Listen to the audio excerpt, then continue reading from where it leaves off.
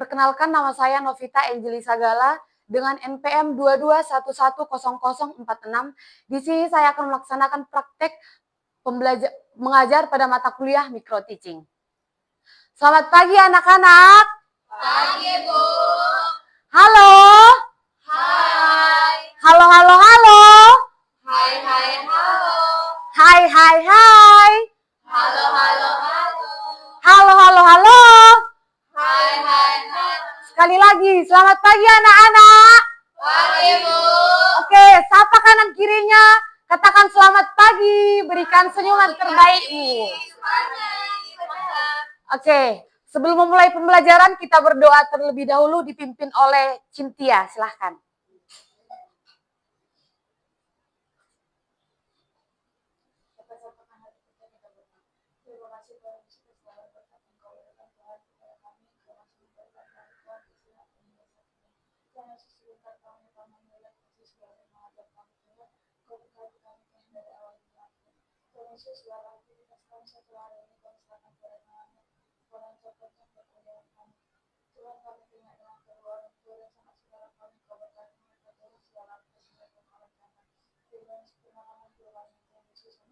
Amin.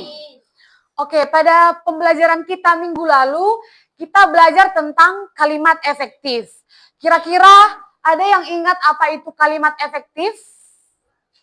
Ayo, diingat lagi. Ada yang tahu apa itu kalimat efektif?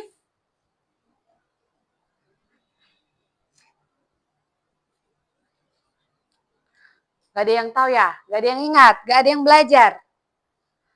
Kalimat efektif itu kalimat yang berisi penyampaian informasi yang tepat, jelas, dan mudah dipahami. Ya. Jadi hari ini kita akan belajar tentang kalimat efektif. Kalimat efektif itu ada yang namanya redundansi. Kita belajar tentang redundansi. Kira-kira apa hubungan kalimat efektif dengan redundansi? Ada yang tahu? Atau ada yang sudah tahu apa itu redundansi? Oke. Jadi redundansi itu adalah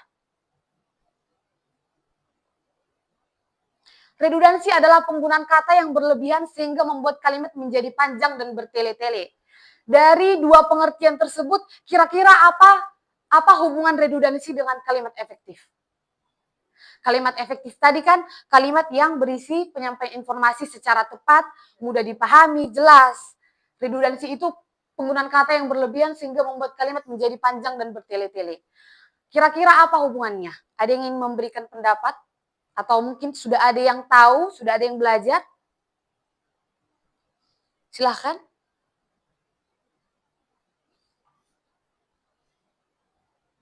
Ada yang mau mencoba? Salah tidak apa-apa, Ibu tidak akan marah. Cynthia? Oke, sepertinya tidak ada yang berani ya. Kan tadi kalimat efektif itu penyampaian informasi yang jelas, mudah dipahami. Sedangkan redundansi kata yang berlebihan membuatnya menjadi bertele-tele. Jadi contohnya seperti ini. Pada ujian bahasa Indonesia, mata pelajaran bahasa Indonesia, Krisdayanti pada lembar jawabannya membuat jawaban yang terlalu panjang, bertele-tele, menggunakan kata yang berlebihan. Jadi ketika Ibu sebagai guru mengoreksi jawaban Krisdayanti, Ibu membaca kalimat itu terlalu panjang.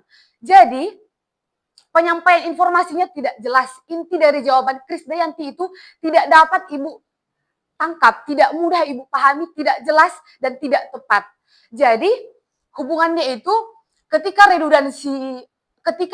penggunaan redundansi membuat sebuah kalimat atau penyampaian informasi baik lisan maupun tulisan itu menjadi tidak efektif. Komunikasi antara dua arah itu tidak efektif. Seperti itu. Paham? Oke, kita lanjut.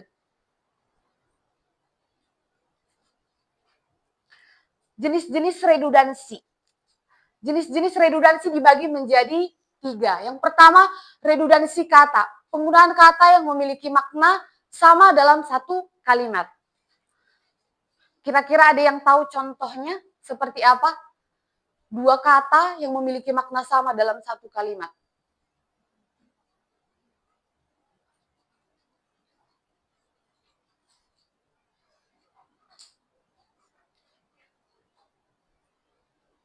Boy, jangan sibuk sendiri, Boy. Jadi dalam satu kalimat itu ada dua kata yang maknanya sama. Kata yang maknanya sama. Krisdayanti? Contohnya Bu, naik ke atas. Karena kan Bu naik sudah berarti ke atas Bu. Jadi kalimatnya nggak efektif. Ya, kalau sudah naik tentu ke atas. Tapi kurang tepat. Tapi sudah bagus. Berikan tepuk tangan untuk Krisdayanti. Jadi kalau redundansi kata itu contohnya seperti ini. Krisdayanti bertanya kepada Boy. Boy, kamu besok hadir tidak? Lalu Boy menjawab, besok saya hadir datang ke sekolah. Kira-kira apa kata yang sama? Maknanya sama? Betul. Kalau sudah hadir, jangan gunakan kata datang lagi. Cukup pilih salah satu sinonim yang lebih ringkas seperti itu. Yang kedua yaitu redundansi frasa. Penggunaan frasa yang tidak efektif karena ada kata yang bermakna sama. Ini contoh yang diberikan Krisdayanti tadi. Kalau sudah naik, tentu ke atas. Atau contoh lain, turun, tentu ke bawah. Jadi cukup gunakan sinonim yang tepat pada konteks kita menggunakannya. Jadi kalau sudah turun, tentu ke bawah, ke atas, naik, seperti itu ya. Lalu redundansi makna, pengulangan konsep atau informasi yang sudah jelas. Ada yang ingin memberikan contoh selain Krisdayanti? Susi, jangan senyum-senyum. Berikan contoh, berikan pendapatmu.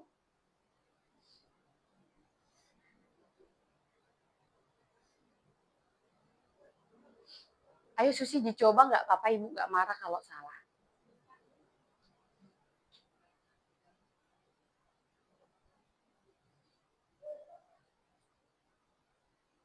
Wina?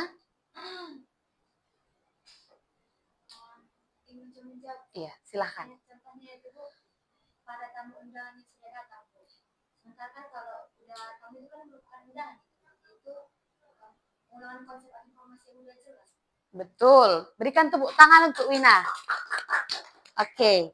Saya rasa anak-anak sudah paham ya tentang jenis-jenis redundansi, bagaimana membedakannya, seperti itu ya. Oke, sekarang kita lanjut.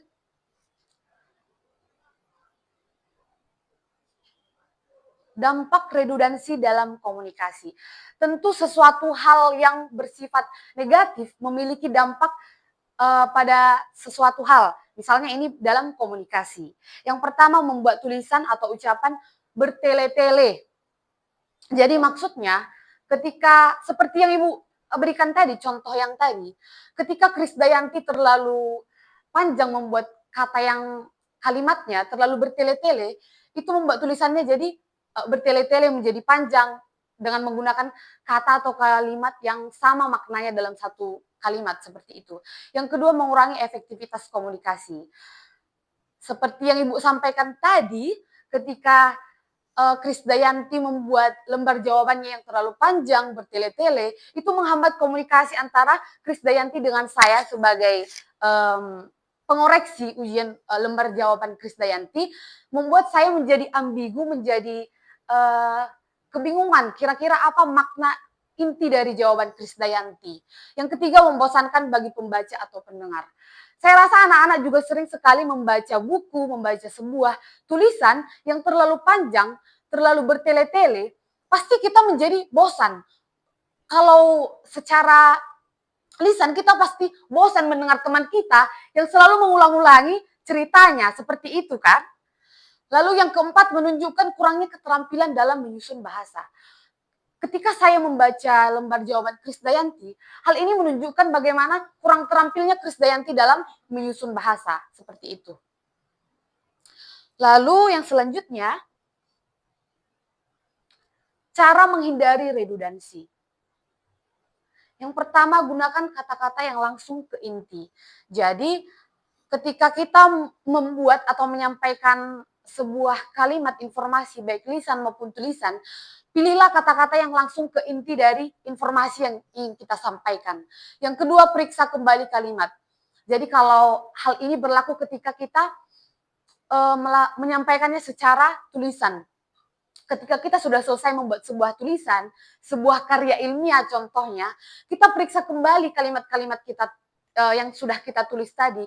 Kira-kira apakah ada penggunaan dua kalimat yang sama, yang bermakna sama. Jadi kita boleh memilih sinonim yang paling tepat untuk konteks dari tulisan kita. Yang ketiga, gunakan sinonim yang lebih ringkas. Seperti yang Ibu sampaikan tadi, gunakan sinonim yang lebih ringkas untuk penyampaian inti dari pesan kita. Yang keempat, latih kebiasaan menulis dengan efektif dan efisien. Jika dihubungkan ke nomor 4 yang dampak tadi, yaitu menunjukkan kurangnya keterampilan dalam menyusun bahasa. Kita perlu melatih kebiasaan kita dalam menulis dengan efektif dan efisien. Jadi ketika kita ingin berlatih untuk menunjukkan keterampilan kita dalam menyusun bahasa, kita boleh melatih kebiasaan kita menulis secara terus-menerus, secara rajin seperti itu ya. Efisien, gunakan waktu, atur waktu yang tepat untuk melatih kebiasaan kita dalam menulis. Kira-kira dari contoh dari pemaparan Ibu tadi, apa contoh redundansi yang sering sekali kita lakukan dalam kehidupan sehari-hari? Ada yang tahu?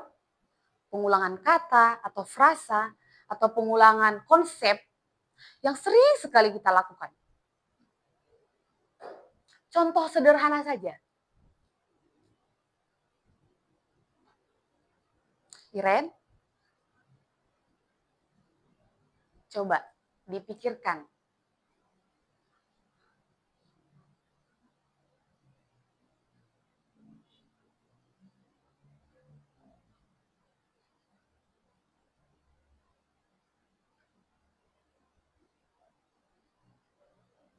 Iren, silahkan. Yang sering saya gunakan itu contohnya turun ke bawah. Turun ke bawah. Ya, boleh. Tapi yang lebih sering sekali kita laksanakan. Contohnya seperti ini. Ketika kita sedang berkomunikasi lewat telepon via WhatsApp, kata apa yang sering sekali kita ulang? Paling pertama kita ucapkan.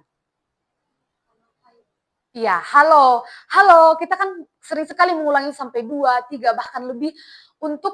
Itu untuk apa tujuannya?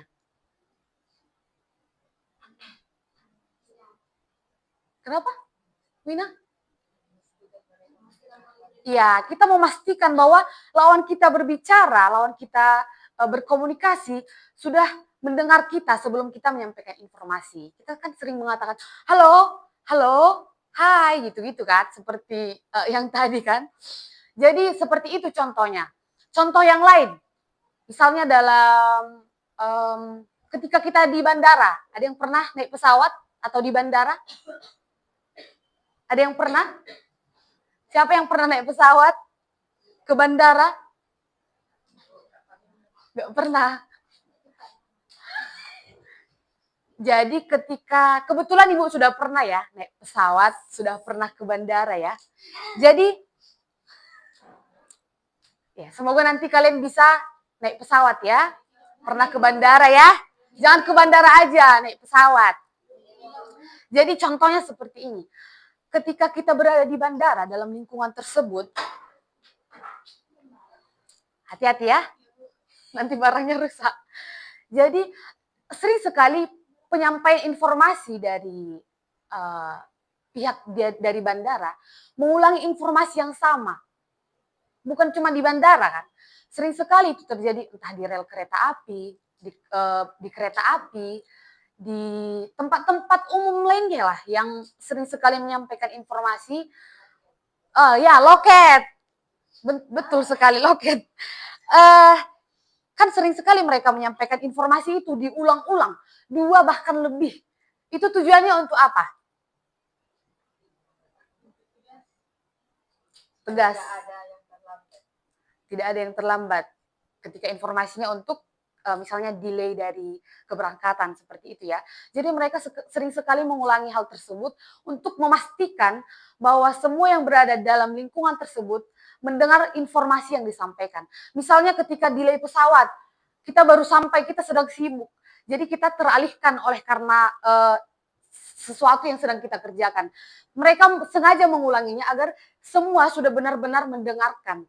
Misalnya delay pesawat setengah jam atau 1 jam, atau mungkin dipercepat seperti itu. Jadi sering sekali itu terjadi dalam tempat-tempat umum yang sering sekali kita jalani, kita datangi seperti itu. Dari pemaparan Ibu tadi ada pertanyaan? Tidak ada? Boy? Tidak ada ya? Oke, sekarang Ibu yang bertanya. Jadi dari pemaparan Ibu tadi, dari contoh-contoh tadi, kira-kira redundansi itu selalu bersifat negatif atau tidak? Tidak. Kenapa? Kenapa, Wina? Tidaklah Bu, seperti yang tadi kayak di loket Bu. Iya. Kenapa di loket? Kan orang itu menyampaikannya secara berulang Bu untuk memastikan bahwasanya tidak ada penumpang yang terkena Bu. Itu kan menuju untuk ke arah yang positif Bu, yang negatif. Ya, betul. Jadi redundansi itu tidak selalu bersifat negatif. Bisa saja positif tergantung situasi dan konteksnya. Jadi tidak selalu bersifat negatif. Pengulangan kata, makna, frasa, pengulangan konsep itu bersifat negatif. Oke, jadi saya rasa anak-anak sudah paham dari apa yang Ibu sampaikan. Ibu akan memberikan latihan, ya. Jadi saya harap nilai kalian memuaskan karena Ibu tadi sudah bertanya. Sudah paham, ada yang ingin bertanya. Oke? Jadi Ibu akan memberikan contoh. Ada 6 soal. Ada 6 soal. Nanti kita tugasnya menganalisis ya. Jadi nanti yang 6-nya itu dikerjakan. Nanti Ibu pilih salah satu, Ibu acak ya. Misalnya Cynthia nomor 2, Boy nomor 1, Krisdayanti nomor 6. Jadi maju satu persatu ya. Yang pertama, dia naik ke atas tangga dengan hati-hati. Wina jangan ketawa terus, Wina. Ada waktu untuk tertawa, ada waktu untuk kita serius. Dia naik ke atas tangga dengan hati-hati.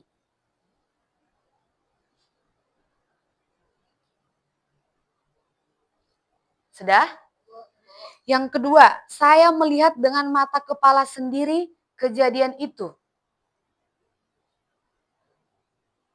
Saya melihat dengan mata kepala sendiri kejadian itu.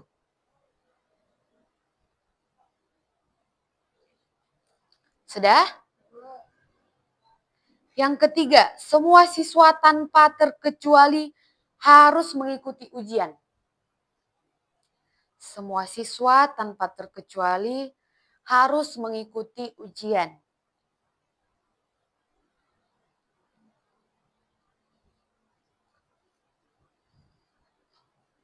Sudah, Boy?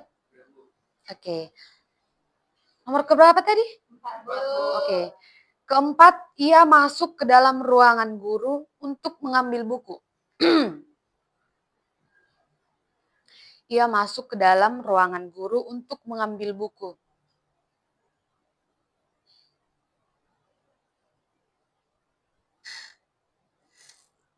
Untuk mengambil buku. Yang kelima, dia berbicara dan berkata bahwa acara akan dimulai.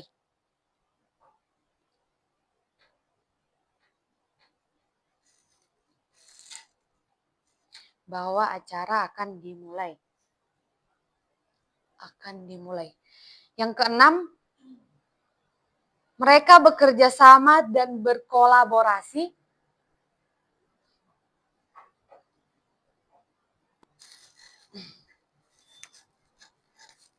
Mereka bekerja sama dan berkolaborasi untuk menyelesaikan proyek.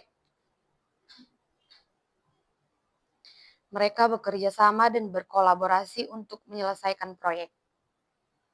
Sudah? Jadi dari 6 soal tadi, dari 6 kalimat tadi, silahkan analisis di mana letak redundansinya. Oke, nanti Ibu pilih salah satu, Ibu pilih satu persatu, Ibu acak untuk maju ke depan. Silahkan dikerjakan, waktunya cukup 5 menit. Cukup? 10, oke. 8 lah ya. 8 menit. Oke, 10 menit. 10 menit dari sekarang. Dimulai.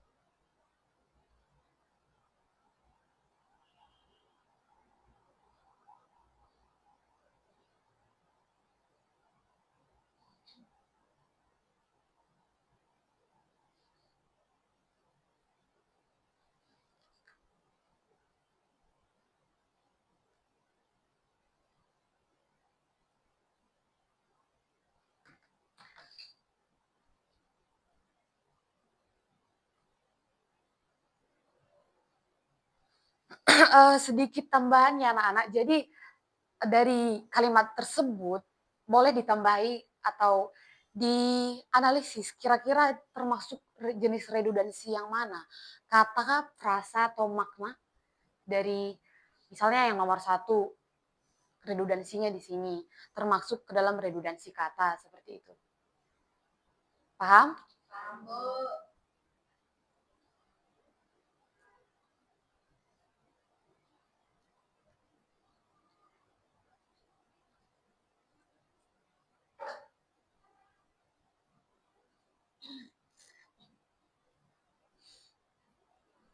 Cinti ya, kenapa?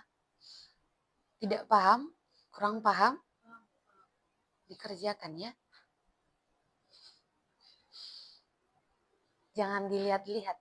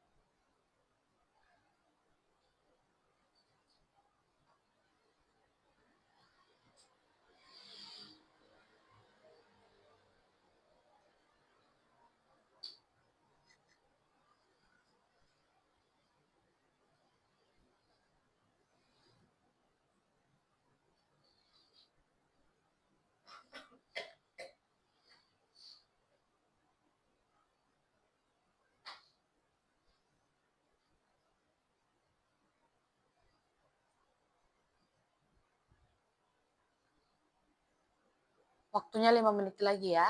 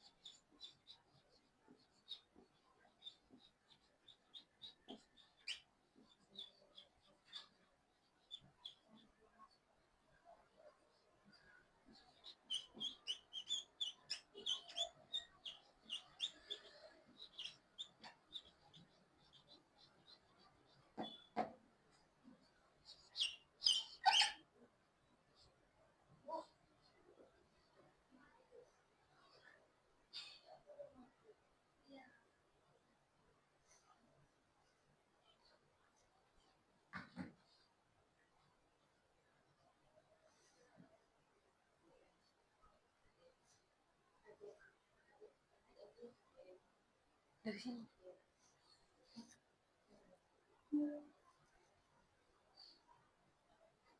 Terima kasih ya Wina ya.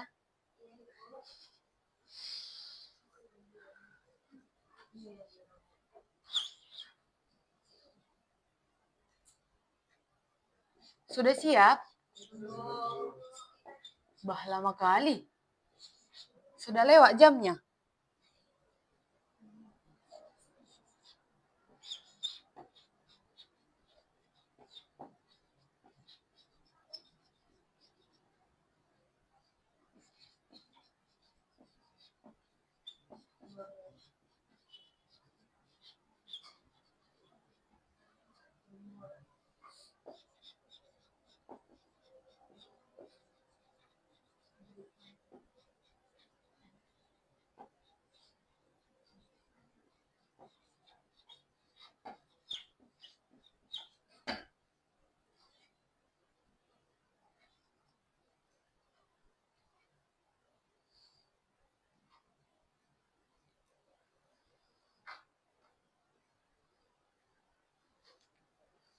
terbaca ya tulisan Ibu. Anak-anak kecil kali ya. Gak apa-apa, nanti ke depan kok. Sudah siap?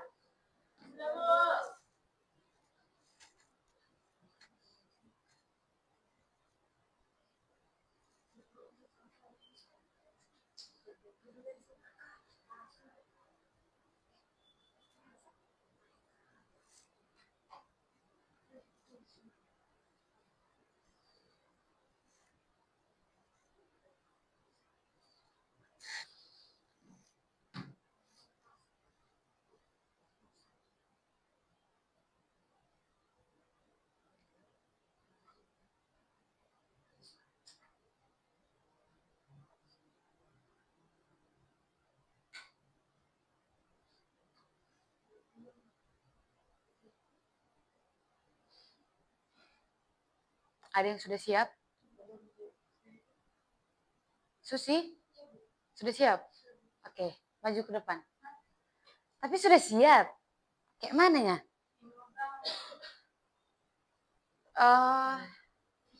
Nomor satu.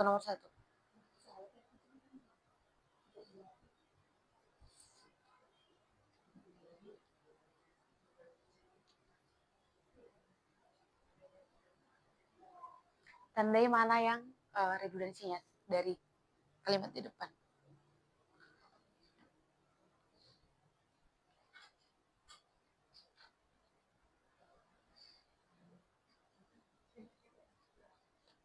Lama pun tidak apa-apa.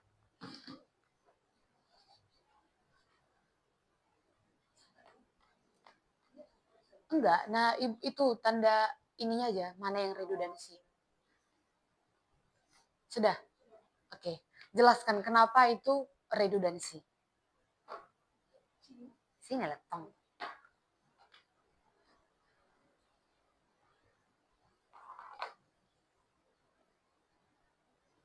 Soalnya tadi dia naik ke atas tangga dengan hati-hati. Redundansi pada kalimat tersebut adalah kata naik ke atas. Jadi termasuk ke dalam jenis redundansi makna karena kata naik sudah bermakna bergerak ke atas, jadi menempatkan ke atas itu merupakan mengulangi makna yang sama. Ini disebut sebagai redundansi makna karena dua katanya mengandung makna yang setara atau yang sama. Redundansi makna, pengulangan konsep. Sudah benar ya, naik ke atas ya. Setuju? Setuju. Tapi kira-kira apa yang perlu diperbaiki? Apa yang kurang tepat? Cynthia? Ya. Ya, betul. Jadi seperti yang Ibu sampaikan tadi, Susi, kalau redundansi makna itu pengulangan konsep. Oke, mengerti? Berikan tepuk tangan untuk Susi. Oke, silahkan. Siapa lagi yang sudah siap?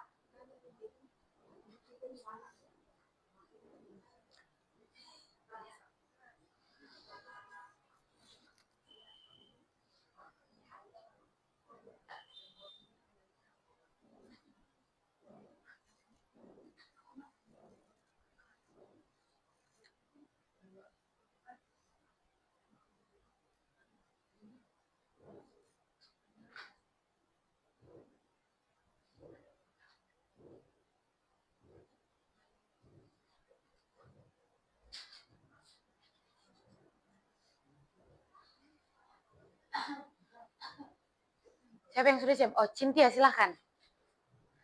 Kerjakan yang nomor 2. Tandai ya.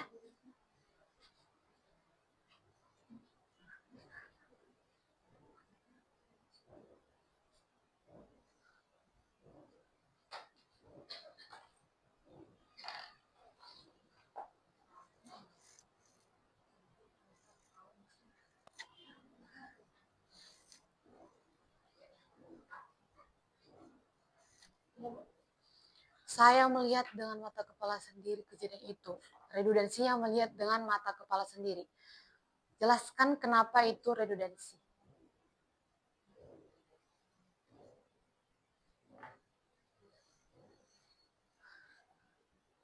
Sini Guru.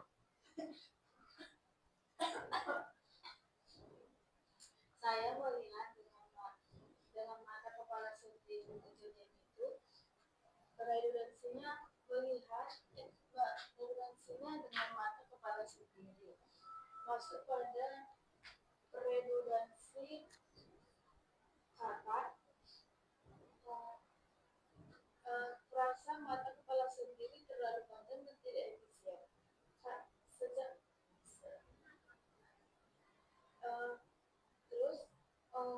Dengan mata kepala sendiri termasuk pada gabungan kata dalam bentuk frasa. Pelan-pelan, ulang. Kata dengan mata kepala sendiri itu Bu, termasuk menambah kalimatnya jadi semakin panjang, bukan udah lebih efisien Bu menggunakan kata saya melihat kejadian itu dibanding dengan mata kepala sendiri. Jadi kalau dibuat dengan mata kepala sendiri, maknanya jadi tidak efisien. Termasuk ke jenis redundansi kata Bu. Kata. Yakin kata. Frasa. Yakin frasa. Ya, jadi makna ya. Karena kan pengulangan konsep, melihat itu berkaitan dengan mata kepala. Mata kepala itu tentu punya mata kepala kita sendiri. Jadi pengulangan konsep bukan kata. Katanya kan tidak memiliki makna yang sama. Jadi pengulangan konsep. Hampir mirip-mirip ya, tapi sudah benar yang redundansinya itu berada di melihat dengan mata kepala. Berikan tepuk tangan untuk Cynthia. Oke, siapa yang sudah siap? Nomor 3. Boy? Bah, lama kali. Tadi kan waktunya 10 menit.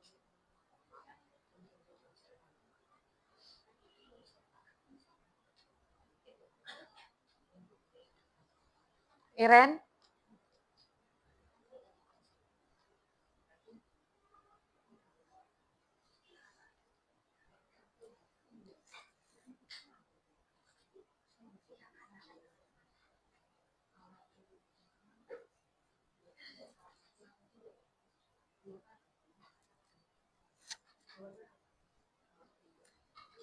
Krisdayanti? Sudah siap? Nomor 3.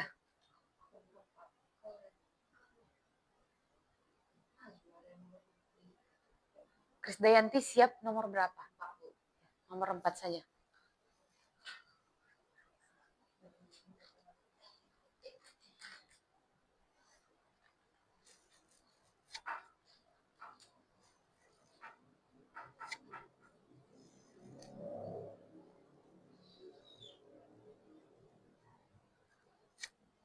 Masuk ke dalam.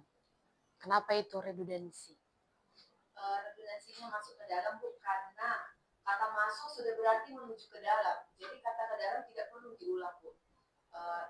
Perbaikan kalimatnya bisa menjadi ia masuk ke ruangan guru untuk mengambil buku. Jadi jenis redundansinya yaitu redundansi frasa Bu. Ya, betul. Karena kalau sudah masuk ke dalam, seperti contoh tadi, ke atas sudah tentu naik. Oke. Berikan tepuk tangan untuk Krisdayanti. Selanjutnya nomor 5. Oke. Silahkan Iren.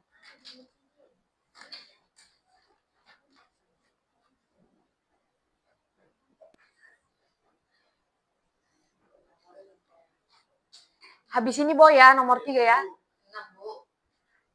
Win aja nomor 6. Kalau mau dibalik juga nggak apa-apa. Berbicara dan berkata. Kenapa?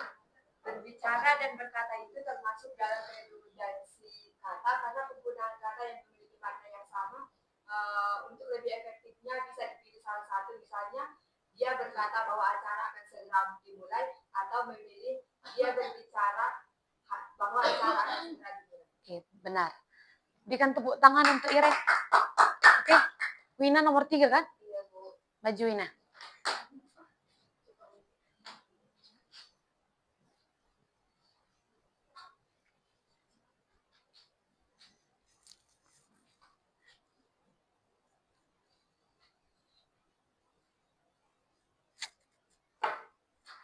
Semua siswa tanpa terkecuali. Oke, jelaskan Wina. Di sini tuh Bu, reduksi itu merupakan semua siswa tanpa terkecuali. Karena kan Bu, semua siswa ini sudah lengkap untuk semua Bu, tanpa terkecuali. Kan Bu, semua siswa tanpa terkecuali harus mengikuti. Jadi Bu, termasuk ke dalam jenis redundansi frasa. Oke, benar. Redundansi frasa karena kenapa tadi? Mati lampu ya. Oke, nggak apa-apa. Karena semua itu sudah mencakup semua Bu. Ya. Kalau sudah semua siswa ya tanpa terkecuali seperti itu kan. Oke. Berikan tepuk tangan untuk Wina. Selanjutnya Boy. Yang nomor 6.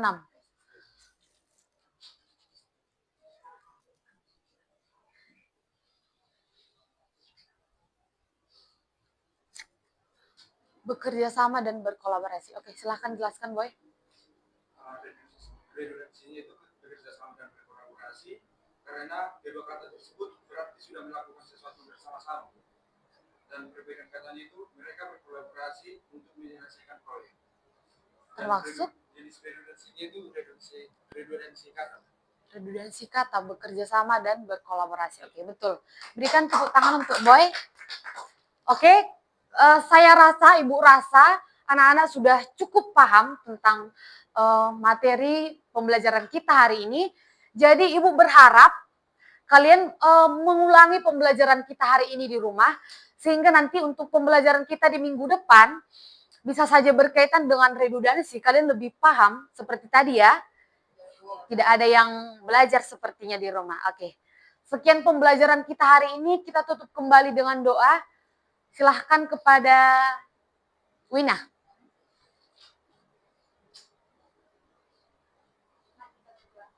Terima kasih Tuhan atas berkat dan informasi yang diberikan kepada kami pada saat hari ini. Tuhan, kami pulang, Tuhan, kau sudah bisa kami baik kami sendiri.